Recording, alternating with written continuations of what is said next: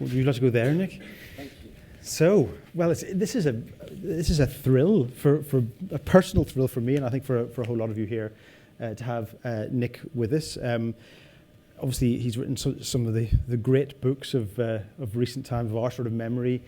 Fever Pitch, About a Boy, more recently, Funny Girl, and my personal favourite, High Fidelity. I remember when I got married, my best man gave me a copy of High Fidelity, and it was my story, and it was everybody's story at that time. So it was a really fantastic stuff.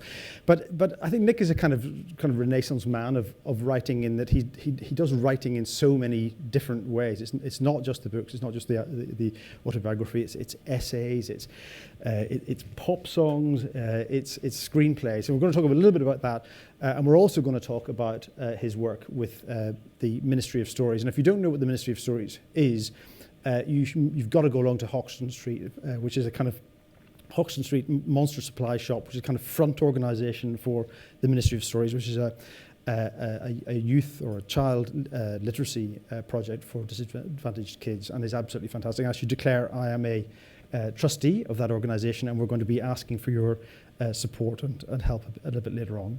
I think your title is First Minister of the Ministry of Stories, isn't that right? Yeah, I'm First Minister because they couldn't think of anything else to call me, I think. But I'm a co-founder with Ben, who's here, and you'll hear from later. And we'll hear from Ben a his bit later. colleague Lucy. Yeah.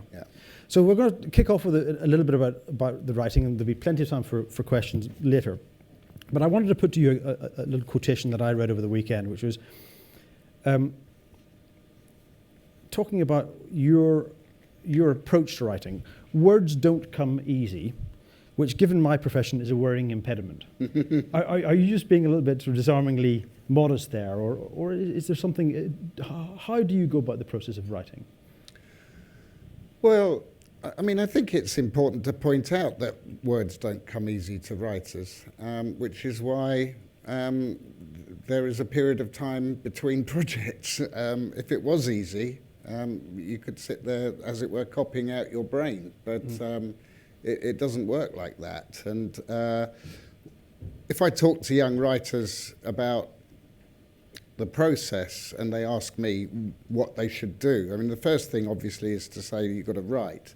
But if you do 500 words a day, then in 160 working days, you've got a decent length book. I mean, something like High Fidelity is probably 80, 90,000 words. But 500 words is about, 2 longish paragraphs, and it takes a day to get 2 longish paragraphs, or, a couple of hours, 3-4 hours for me. So, of course, they don't come easy. They're coming in tiny little bursts over a period of time. And there are people who write 4 books a year, but most of the people I know write a book every 2-3 years, and they're not writing books this long. So I think the point is it doesn't come that easy for many of us. And you would literally write 500 words a day or something of that order, is that right? Well, I aim at something as a target. When I'm up and running with a book, when I know what's going on, then I'll probably try for 1,000, and if I get over 500, I'm happy. But that 1,000 would take a good chunk of day, and I think I really have to know that I'm kind of over the hump with the book before I get to 1,000. But yes, I aim at a target. And is the process always similar? Looking at all the books that you've done, do they come equally hard, or do you find sometimes that you have a flow and you go very fast? Well, my career started with a memoir, which is Fever Pitch, and that was very easy because I knew what happened next, because I'd lived the life. When you don't know what happens next, then obviously there's a layer of difficulty that it wasn't there to begin with. Yeah, and you talk about how you spend a lot of time simplifying the language, that kind of the literature shouldn't get in the way. You're not in favour of showy writing. You're trying to explain what's going on. Is that right? Well, yes. I mean, my as it were theory of writing and the books that I have a taste for are where the language is plain glass and you look through it to see the world that the writer is attempting to describe. I think it's probably generally what we prefer, if one can generalize about a reading population, that where the language is very opaque, it becomes more of a minority interest, as it were. But if you look at the books that sell and that have lasted as well, they tend to be books where we can become absorbed in them, whether that's Dickens or Jane Austen or Graham Greene or P.G. Wodehouse. You can take pleasure in the language, but you are not being obstructed from seeing the characters by the language. Yeah. Okay. Well, look, let's go back to the mid-90s and the first two. Well, there was the first two, but the first three or four were extremely successful and popular. In fact, I think all of them have been successful and popular. But Fever Pitch and High Fidelity, which kind of came in that extraordinary moment in the mid-90s with Tony Blair and Oasis and Blur and all the rest of it. When you look back on that time, are those treasured? Is that success a treasured thing, or do you kind of groan like an aging pop star who's always asked to play the same song? Well, I think I've been lucky in that I don't, maybe I'm kidding myself, but I don't feel I've been on a kind of downward trajectory since those books. I got an Oscar nomination this year. It's been quite a good year. Yeah, good year. So I can afford to look at those books and not think, oh God, I wish it was still like that. Yeah. I think that those two books in particular, Fever Pitch and High Fidelity, they possibly had done something that wasn't being done, and that when you come along and your voice is completely fresh, then I think there is a chance of making an impact that will never happen again because you're not fresh anymore. And if people carry on enjoying the books and the books carry on doing well, that's the best you can hope for.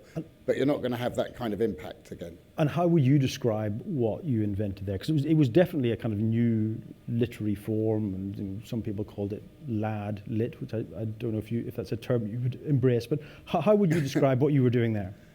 The lad lit thing I hate. Yeah, I imagine that would be the case. And I mean, it just didn't stack up in terms of what was happening with those books, which was that High Fidelity especially was read by at least as many women as men.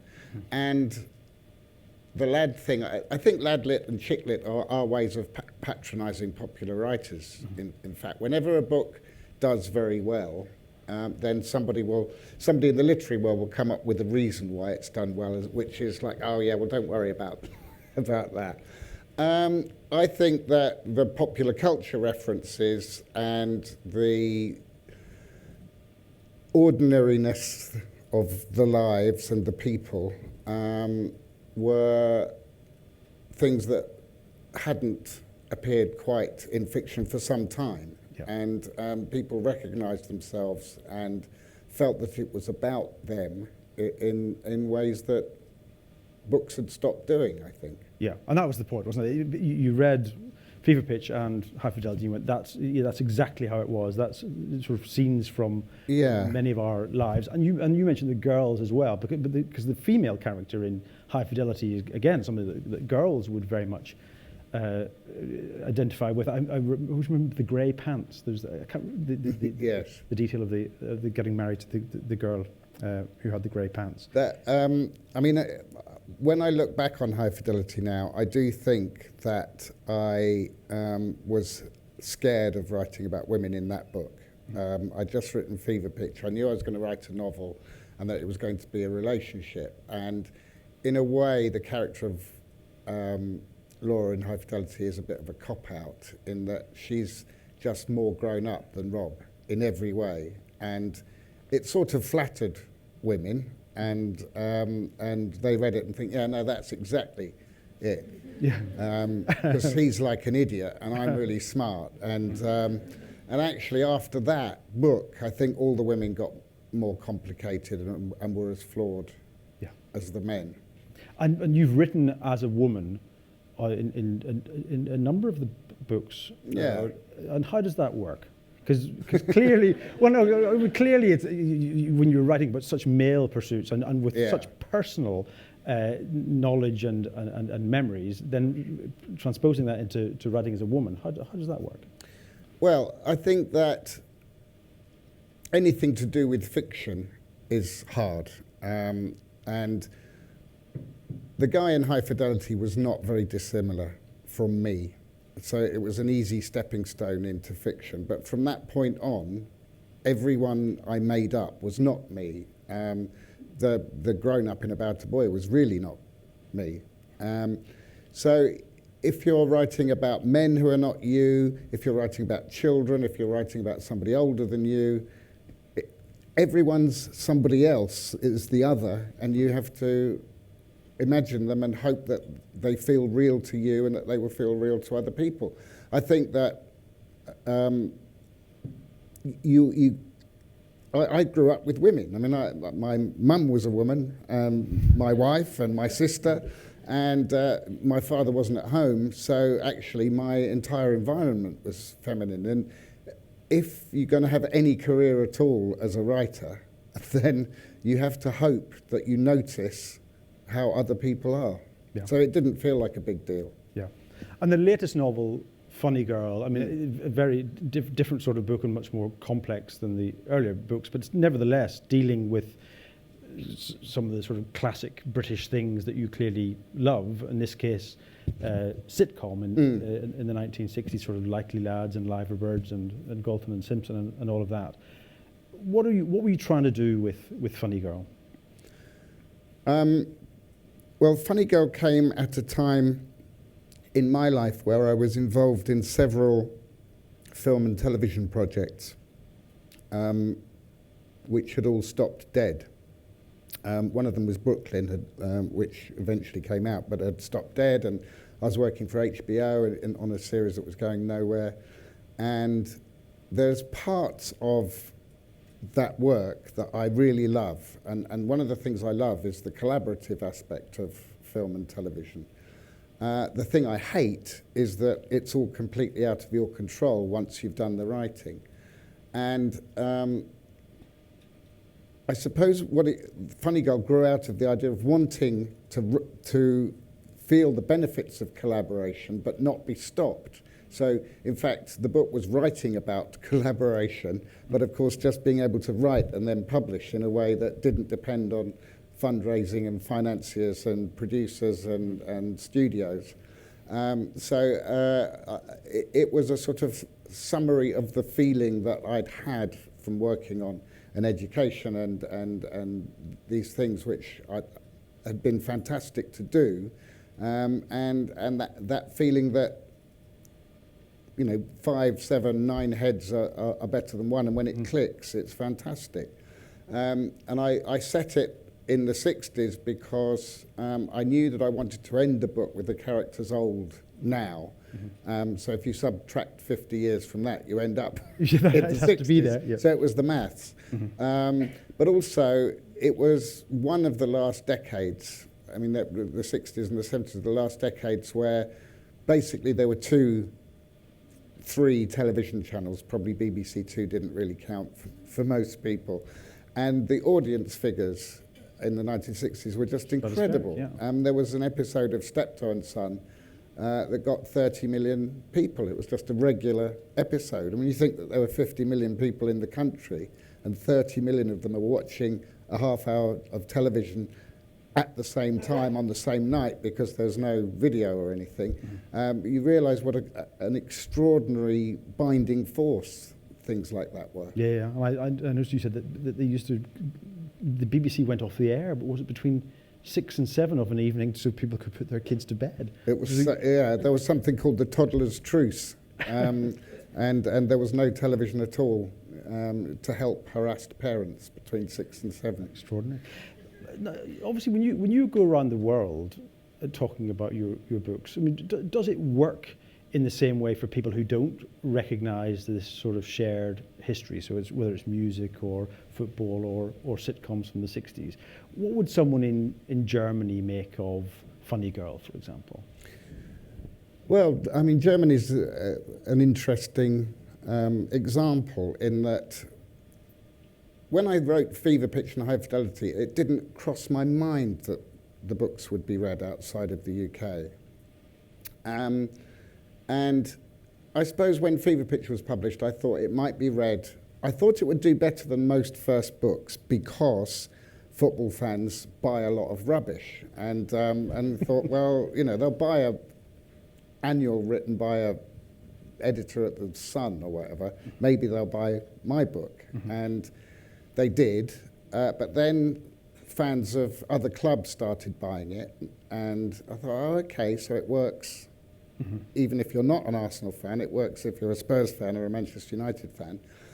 And then, of course, there was no reason why it wouldn't work if you're a fan of Real Madrid or Bayern Munich. And in fact, that's what happened, that the book was published in those countries. And even if they didn't understand the references, then metaphorically it worked perfectly for them. And then after that, it got easier because then I realized that High Fidelity was really about living in a first world city, you know, being of that age, in your 30s, in a city like New York or Munich or London or Edinburgh.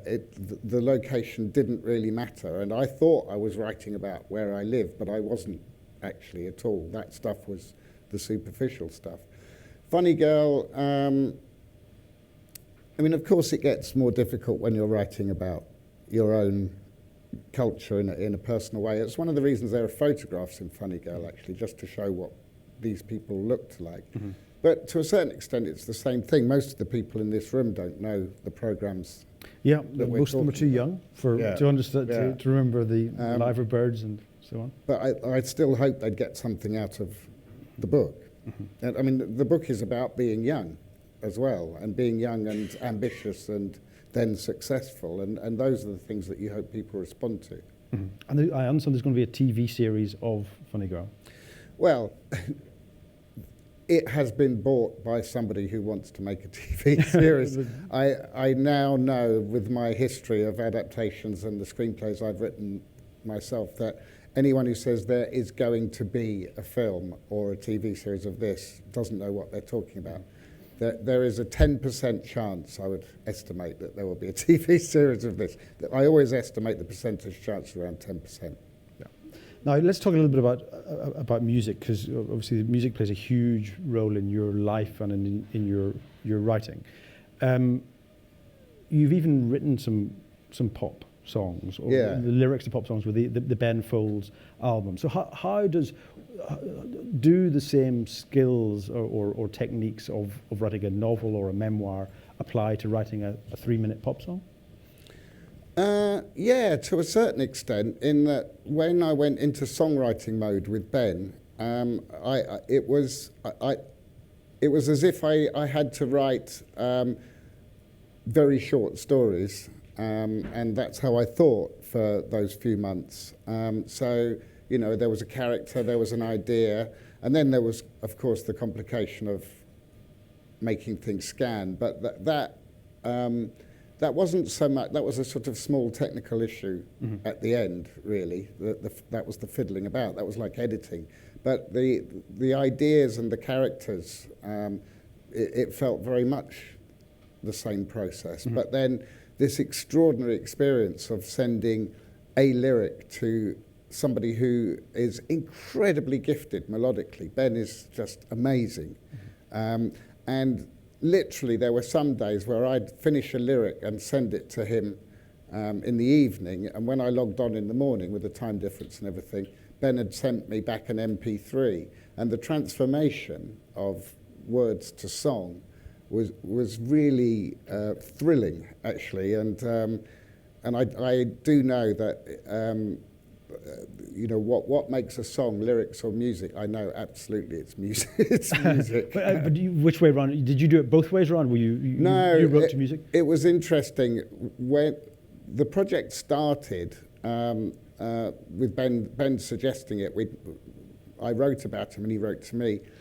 But he sent me a melody and he said, see if you can do anything with this. And the melody was fantastic. It was really beautiful. And I wrote, I think, perfectly for the melody. I knew that the lyric fitted, and I knew the lyric was quite good. And Ben said he couldn't do it. And I said, well, what's wrong with it? And he said, that's not what it's about. And that was all he could say. He said, that is not what it's about. And it was very interesting for me to realize that the tune that he'd created had a meaning to him that he was not able to articulate. And I think that I could have written 500 lyrics to that melody, and he would have said each time, that's not what it's about. Whereas if I sent him lyrics, he would immediately feel a tune from the rhythm of the lyric that I'd sent him and come up with something. So he couldn't make it work the other way around. That's really interesting. And I saw that you said, even before I think you'd written Fever Pitch, that you listened to a Squeeze album and said, if I could write a novel, yes. I would want to write it like a Squeeze song. Yes, And you can yes. you can kind of see that in the way that you write. Well, they were fantastic, Chris Difford and Glenn Tilbrook, in terms of that kind of kitchen sink drama, which was what I was sort of pitching for with the first few books. Yeah. They did it in very encapsulated form. Yeah. So Bob Dylan, Nobel Prize, well deserved? I think unarguable. I've seen lots of arguments about why he shouldn't get it. Look, you can't take the lyrics away from the melody, that the melody gives you an advantage. I mean, Pinter was given the Nobel Prize, but I would say that you cannot take those lines away from actors, that reading it on the page is not the same as saying Pinter's plays performed. I think there's so much of Bob Dylan's language that has entered our language. How many times have you seen somebody quoting Dylan without the song, whether it's Blowing in the Wind or the times they are changing, on and on and on and on. And actually, his book is incredible. Chronicles is a fantastic work of literature. So I don't see what the problem is. I have no problems either. I think it's great. And it's only, it's only a small period of history that literature has been written down anyway. Mm-hmm. Great. Now let's turn to Ministry of Stories, which I don't know how many people are familiar with Ministry of Stories here. It's in Hoxton Street. It's very close to campus. If you haven't been, you must go along. But Nick founded Ministry of Stories a few years back. Tell us what you were trying to achieve with that. Well, my involvement came through the writer Dave Eggers, who's a friend of mine. And when I went to see him in San Francisco, I always ended up on my book tours in San Francisco. It's usually where I fly home from. You fly to the East Coast, work your way across, and then fly home again. And I saw Dave in San Francisco, and he'd started this thing called 826. It was in 826 Valencia Street in San Francisco. And Dave's an extraordinary person, and he's a brilliant writer, but that's about a tenth of what he does. The rest of it is founding magazines and non-profits, and he's a busy chap. But he's surrounded by all these creative young people, young adults who are working for the magazines and pitching stuff. And he had some friends who were teachers, and the teacher friends said, I never get any time with these kids, and it's one of me and 30 of them. And eventually Dave thought, I wonder if there's a way of putting together all these literate people with these kids. And 826 was an idea where the kids wandered in and there would be someone to help them with their writing. Then the great twist on it was when they found a premises, which was 826, they were told that because of zoning laws it had to be a shop. And Dave said, okay, we'll open a shop as well then. And the shop that looked a little bit like a boat, there's a lot of wood everywhere, and they said, let's make it a pirate store. So you come in and you buy everything you need to be a pirate, and then at the back we've got this tutoring centre. And it worked like a dream in that kids look in the window, think, whoa, how come this shop is selling fake eyeballs and tubs of lard? Mm-hmm. And they go in and have a look, and then you throw a net over them and drag them in. And anyway, it was a fantastic success. They were overwhelmed with interest, of course, from local schools, because why wouldn't you, if you were a school, think, what? doesn't cost anything, and you get help with your kids, and the kids love going there. And then people thought it was so cool, they wanted to open places like it. And so there's one in New York, and there's one in DC, and well, there's about 10 or 12 now, I think. And Dave was saying to me, well, you don't have to open a shop. We just had to do that because of the zoning laws. But all the people who are involved said, no, we want to open a shop as well. Yeah. So in New York, it's a superhero store, and in LA, it's a time travel store, and DC, it's a Bigfoot store. And part of the idea is that people have fun designing these products, which are then sold, and that's part of the fundraising for the shop. But, I mean, I went to a state grammar school, it was a decent school, but I never got close to meeting anybody who did anything creative. And a lot of the time, and I think a lot of the reason why it took me longer than some writers to start was all about confidence. And if you can give these kids confidence, inner city kids who don't get many opportunities to do things, then I think you can transform lives. We're not trying to create Booker Prize winning novelists. We're trying to raise the literacy levels of inner city kids who might otherwise be struggling. But it's such a perfect charity, I think, in terms of putting together people who are interested and have something invested in the future with kids who need it. Yeah, and the shop, the Monster Supply shop, is absolutely glorious. And I think down the back you can see some of the examples of the products that are on sale. They are absolutely hilarious. And I should have mentioned the cookbook, the Monster Supply cookbook, which is available for Christmas. And the key point about Ministry of Stories, that it's rather like you. It's not just one discipline, is it? It's not just the written word. It's writing for adverts. It's writing for songs. Anything that's written. Yeah. It's anything that's written. Yeah. Yeah, and one of the joys really of the place is saying to kids, or kids saying we don't like writing, and us saying everything you like is written. Do you watch EastEnders? It's written. Do you listen to rap? It's written. Everything is written. Writing is the basis for all of these things, and so yeah, they've written soap operas, they've written stories, they've written poems, they've written songs, they've written everything, and it's any kind of writing. Brilliant. Okay, so we're going to hear a bit more from Ben at the end about Ministry of Stories and how you can get involved and how you can help. But now it's time for some questions for Nick. I might start with the first one, if that's okay. And then I see lots of hands up. Favorite monster story? I'd love to hear how kids get involved and maybe one of the best things they've done with monsters. For monsters? Yes, absolutely. So you've got the Monster Supply Shop. Kids it's the must Monster love it. Supply Shop. Obviously, a lot of our work is monster themed, but there is, I'd say our greatest projects are not monster related. The monster stuff is to whip them in the first place, but our big projects have been the soap operas and the songwriting, and we've had some really cool stories, and they design really cool monsters, but we want to make sure that all interests are covered in the shop. Question down the back, yeah. Hi there. Hi. Just a couple of questions on your approach to adapting books to films. Yeah. One, how did you actually go about translating a book to work on film? Did you have a grand vision, or did you do it quite technically? And then when you actually ultimately did that, how did you find, or if you had to do it at all, stepping back from your writing and your stories and allowing the actors and actresses to play out your vision on screen? Well, my policy with adaptation is that I'm very happy to adapt other people's books, and I'm not happy to adapt my own.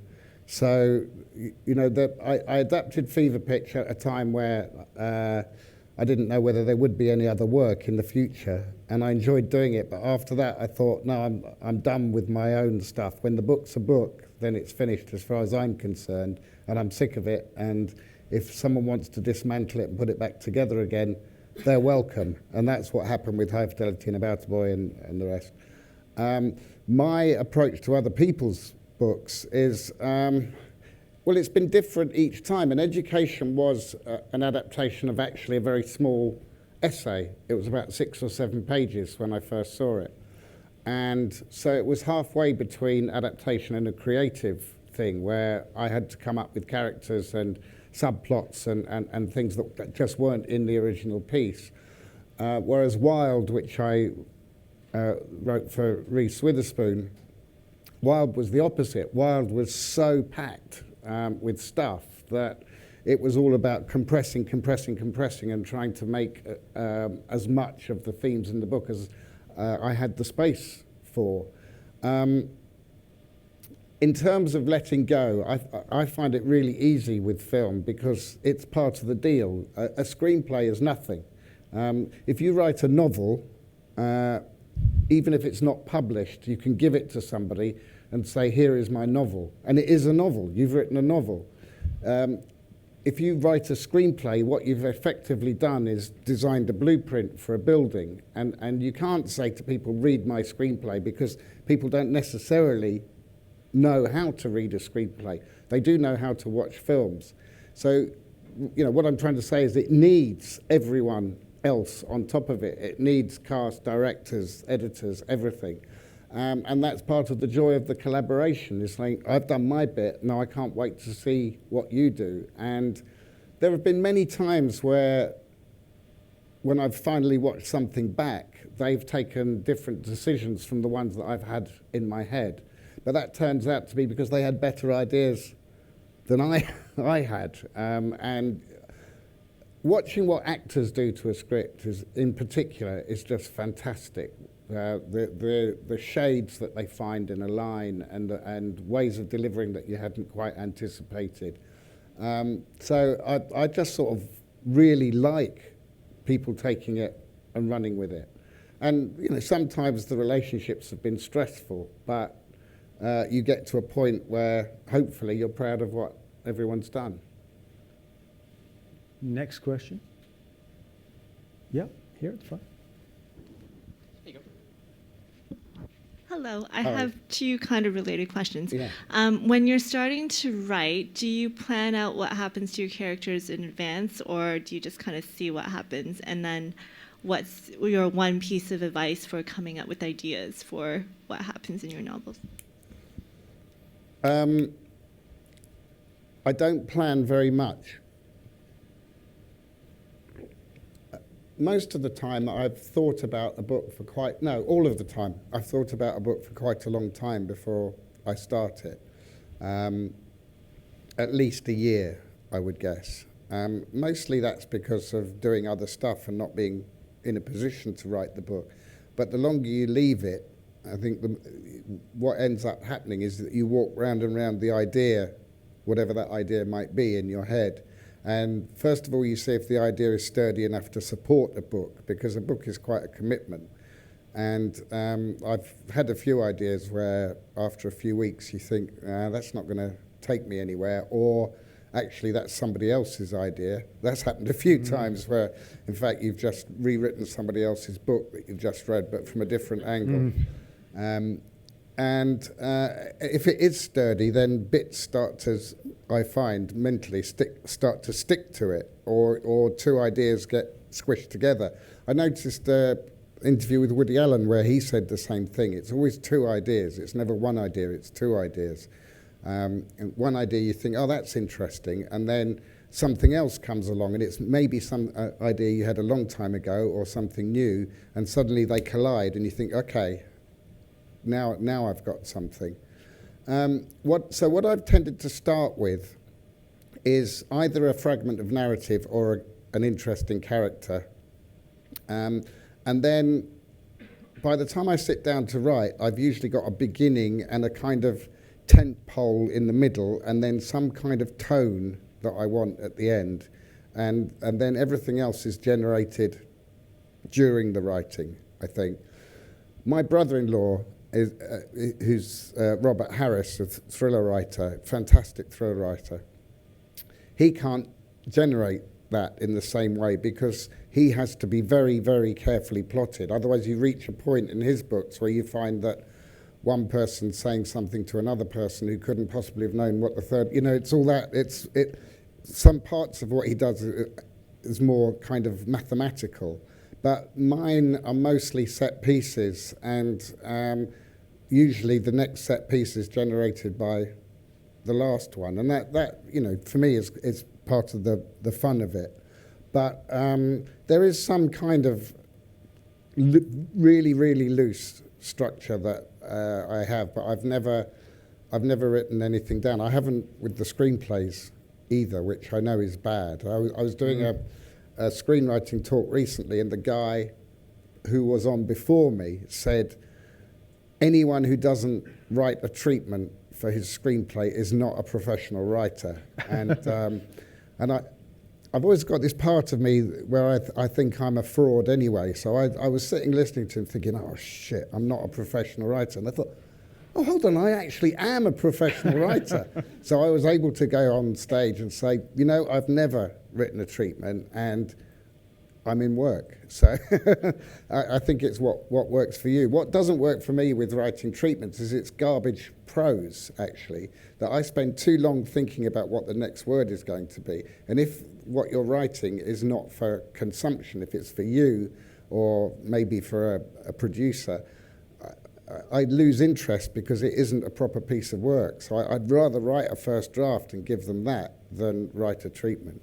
And do you revise the books a lot at the end, or do you revise as you go along? I revise a lot. I can't go on if I know it's wrong. So a first draft is usually in pretty good shape. Yeah.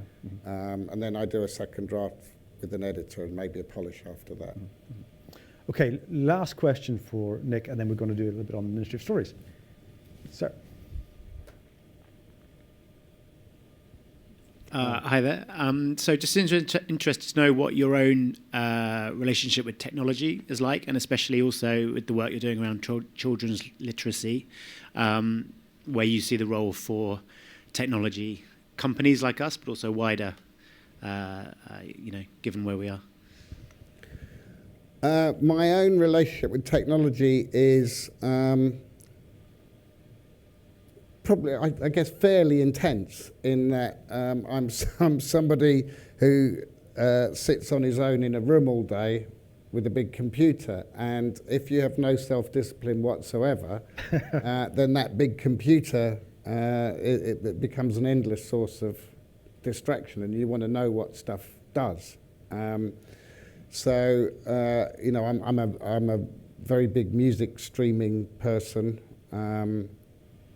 I think I'm a much better writer because of my computer. Well, of course, I'm not a very good typist. So I can remember when I did start, the first things I wrote were on typewriter, and you'd see something bad in the middle, and you think, well, I'm not doing that again. Whereas with a computer, it's like, 10 seconds work. One of the perils of Funny Girl, which was about 60s sitcom, was thinking, I better watch 5 minutes of this. And then 3 days later, you emerge from a fug. I think I'm reasonable with technology. It does what I want it to do. I'm interested. I have two sons, two young sons, and I'm pretty alarmed at their relationship with technology. Going back to my brother-in-law, he has 4 kids at various ages, post-university down to someone coming up to GCSEs, and he said that what he found interesting was his 2 eldest children had read all his books, and his 2 youngest children had read none of them. And I would say that there's a real marked post-iPod, iPad, iPhone generation where the 25-year-old had phones and things, but they didn't do that much, and they didn't sit there the whole time. Whereas, my boys, it's a constant battle to get them off things. They don't read. They're both highly literate, but they don't read books. And that's the challenge that we all have, I think. Which is a perfect segue to getting kids more interested in literature and writing. Over to Ben Payne, from the founder of the Ministry of Stories, who's going to give us a little presentation on the work of the Ministry of Stories and how you can get involved. Yeah. Hello, my name's Ben. I'm co-founder and co-director of the Ministry of Stories. Nick has covered a bit of the background to this, so I will just go through the basics of it. The Ministry of Stories is a writing centre for children in East London. We work with kids from kind of 8 up to 18, but our main area of work is with 8 to 13s. We do all kinds of writing, so we do songwriting and we do playwriting, speech writing. We've done pretty much everything over the 6 years that we've been going. And there's some really important principles to it. Oh, am I going to? Yes, okay. So this is Dave Eggers. He was the guy who set up the first one in San Francisco. This is 826 Valencia, which Nick has mentioned, which is the Pirate Supply store. When we were thinking about what our shop theme was going to be, we thought of extraterrestrials first. It would be a shop for extraterrestrials. Then we came up with the brilliant idea of being a shop for shoplifters, which we decided ultimately was a little bit impractical. As a business model, that's not going to work, right? But so we came back to being a shop for monsters. And this has been a real sort of source of inspiration to us and to the children, basically, over the time that we've been going. Oh, I'm losing. Okay. So if you come to our store, you don't see the Ministry of Stories, you see Hoxton Street Monster Supplies. So we supply things which are kind of everyday items for the monsters need on an everyday basis. And that's the shop front, and this is us on our opening day. So this is children from St Monica's primary school, which is about 5 minutes away. So we do lots and lots of work with schools very, very locally to us, both school visits and after-school programs. Here are some of our products. So monsters sometimes have bad days, like the rest of us. They wake up and they don't feel very scary. So these are tins of fear, and this is the mildest dose, which is a vague sense of unease, and it goes right up through the grades to mortal terror, which is not for the faint-hearted. And inside each of the tins, we've got some of our friendly writers to write us a story. So inside there's an original story, which is based on the title, and Nick wrote one called The Collie Wobbles. This is one of our best-selling products, so I can exclusively reveal it isn't snot, but it is organic lemon curd, and it's a very popular product. And everything that we make in the shop goes towards the mission of the charity and keeping it all going. One of the ways that potentially you can get involved is as a volunteer. We've trained over 8,000 people now to be writing mentors. And one of the key things about our model is, as Nick says, is supplying these kind of 8 amazing people that come into writing workshops, support the workshop leader, and provide the one-to-one attention to the kids with their writing. And you don't have to be a writer. You don't have to have lots of experience with children. Or be a teacher to be a brilliant mentor. So if you want to find out more about that, you can either talk to me or you can go online, and it's ministryofstories.org/volunteer. These are some of our workshops. This is a project called Story Making, where children arrive with nothing but their imaginations, and they leave as published authors. So this all happens in 2 hours, and the children come up with all the ideas themselves. They've got amazing imaginations. They just need the kind of confidence and support to get them out. We have volunteer illustrators in illustrating what they're coming up with. You can get a cow who's also a cucumber. They will come up with the most amazing things. And at the end, they get to go away with a copy of the book that they've come up with as an original title, and the original story has all come from them. There's the book as well. Yes, that's a rom-com between chicken and chips called Love in KFC. And so these are our key principles: the imagination leads, mentors, exposing lots of different forms of writing, and the fact that there are professional writers and designers and artists all involved, and they always get a finished product or publication at the end, and to make it fun as well. So the cookbook is a kind of version of all of our products that we sell in the shop. Again, all the proceeds of this go towards the mission of the charity. And it's about kind of creating this narrative around there is a shop for monsters and they need a recipe book to be able to cook with. And so these are other projects of ours. So this is a journalism project called Hoxton AM, where the children, again, came up with all the stories, researched them locally. The local area is very important to us, and doing writing that's based on the real world that's around them. And this was one of our biggest projects, that we got them to imagine what they would be if they had to come up with their own country. So they wrote a national anthem, they wrote a constitution, they wrote all of the laws, and they had their own embassy building, and this is the Children's Republic of Shoreditch, and they wrote declaring independence to the Queen and to Boris Johnson and to the Prime Minister, and they got answers back as well. The Queen's was a bit strange because it was a republic, but anyway. So we give them the idea that they can create anything through writing, and that it comes out as a real product, a real thing in the end. So I'm going to finish off with Share More Air, which is an album of songs where the children wrote the lyrics and professional bands and musicians. If you're interested in volunteering, as I say, talk to me.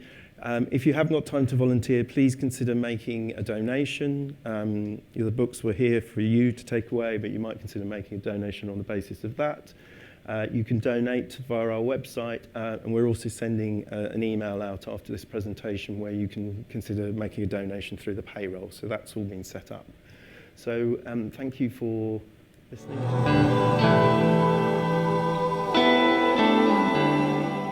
The kids have been writing lyrics for songs, and we've taken these lyrics to a bunch of musicians through Communion Records and turned these lyrics into an album, basically. 3-4 years ago, I wrote an album with a friend, the musician Ben Folds, where I sent him lyrics and he turned them into songs. And I loved the experience of doing that, and it was really instructive for me. And we wanted to give the kids the experience of seeing written work transformed in that way. Ugly as a minotaur, he was a kind-hearted immortal. He lived in a bin in the sewers of New York. What the song is basically about is to describe his life and what he's going through, and if he wanted to change, but he had to make a decision.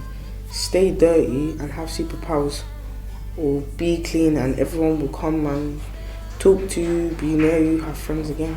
I really was glad when I found out that the kids were going to come into the studio, because I thought it's definitely a song that they could get involved with, doing some hand claps and maybe repeating the refrain and singing it along, and they just did such a good job.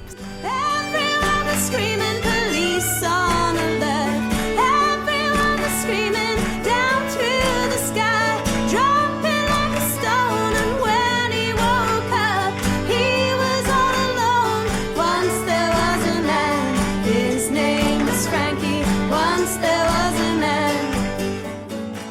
They all listened to my song and they liked it, and I was like happy and proud of what I put in. The boy that wrote that song had been kind of working on the story behind it for a really long time. Actually, like for the whole course of the project, which was about a year. It really felt like the sound of the song encapsulated the whole sense of transformation and freedom and liberation that came from his story. And I think particularly for the child that wrote the lyric as well, we've seen massive growth in terms of his confidence and his engagement in what we're doing here.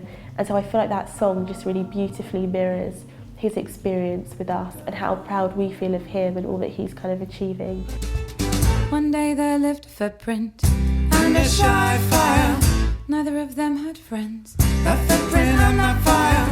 They both started a new school. They were in year 2. They both started a new school in a class called Blue. Yeah, musical stories has changed my life. In musical stories, you can use stories to communicate to others, or you can use stories to find things, and it's given me a new experience. Favorite element is wind.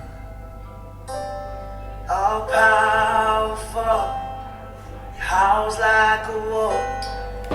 Push a tower into a flower, 'cause it's magic. And I think it was really empowering for the children to know that they could write something and that musicians could receive it, enjoy it, and actually make something really good with it.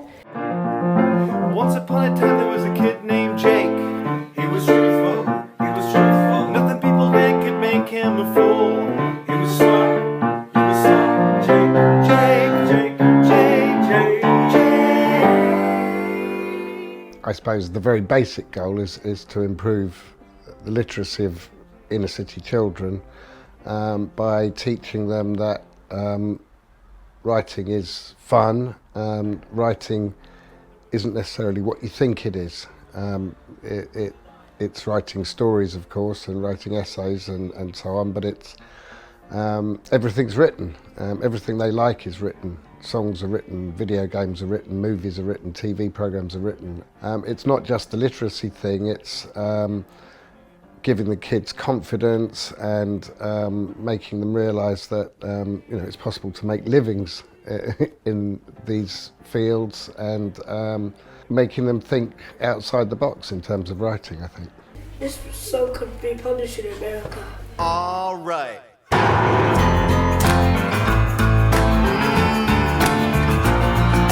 Once upon a time there was a kid named Jeremy. He was a liar, he was a liar. He could fool anyone into doing anything, 'cause he was sly, Jeremy.